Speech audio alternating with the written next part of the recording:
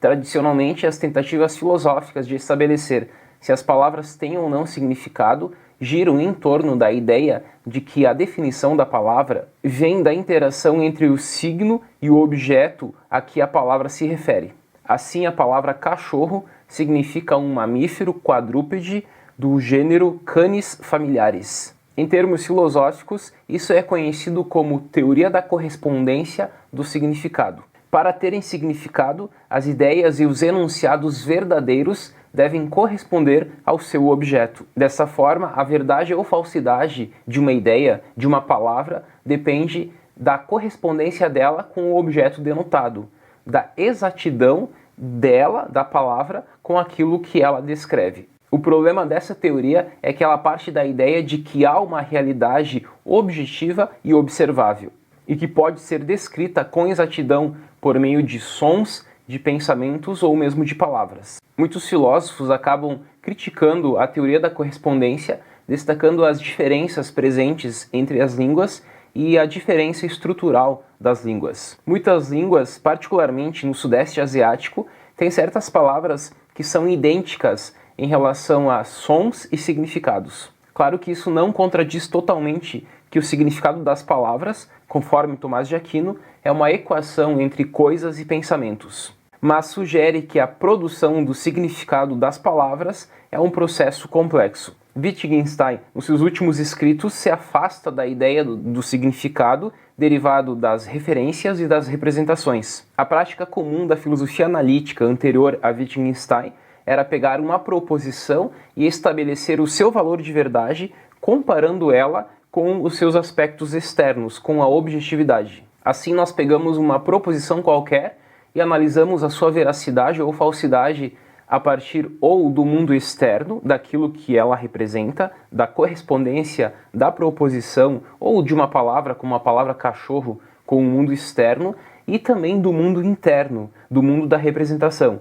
Então, tanto o mundo externo como o mundo da representação são importantíssimos para classificarmos uma proposição ou mesmo uma palavra a partir da sua veracidade ou falsidade. Wittgenstein discorda disso, de buscar a correspondência da proposição ou da palavra com o mundo externo ou interno, e ele defende que nós devemos buscar a veracidade ou a falsidade por meio do uso.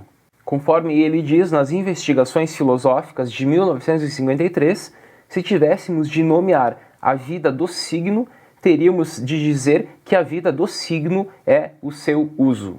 Para tal, ele utiliza o seguinte exemplo. Eu dou a alguém uma lista de compras e nesta lista está escrito 5 maçãs vermelhas. A pessoa vai até o mercado, entrega a lista para o vendedor e o vendedor se direciona para uma prateleira onde está escrito maçãs. Ele puxa uma tabela de cores e destaca a cor vermelha, antes de contar as 5 maçãs vermelhas. Até poderíamos questionar o que a palavra 5 significa, mas como o vendedor tem uma noção do significado da palavra 5, então não precisamos fazer esse tipo de pergunta. O vendedor compreendeu como a palavra 5 estava naquele cenário sendo usada, utilizada. Wittgenstein aqui faz uma analogia entre a palavra e uma enorme caixa de ferramentas. Quando olhamos dentro da caixa, reconhecemos a funcionalidade daqueles objetos. Talvez, muitas vezes, nós nem conhecemos alguns daqueles objetos, mas mesmo assim, nós sabemos que são ferramentas. Dessa forma, algumas ferramentas têm mais de um uso. Logo, ela é definida a partir do contexto que ela está situada, inserida. Na obra Investigações Filosóficas, ele diz: uma grande classe de casos do emprego da palavra significado, embora não todos, pode ser explicada desta maneira. O significado de uma palavra é o seu uso na linguagem. Portanto, no exemplo das maçãs, o vendedor vai entender que a palavra 5 estava com o significado, com o uso do número de maçãs que ele deveria recolher. E o próprio termo vermelho da mesma forma, porque o termo vermelho pode ter vários significados dependendo do contexto, mas quando nós estamos num mercado vinculando o vermelho, o 5 com maçãs, nós ligamos a partir deste contexto, e, portanto, nós criamos um significado a partir desse uso dessas três palavras. Diz Wittgenstein que a função da linguagem é análoga a um jogo. Parafraseando ele, há diferentes tipos de jogos com regras diversas, e há até mesmo jogos sem nenhuma regra formal. Mas o importante é conseguir reconhecer o uso, e aqui a palavra uso tem o sentido de significado.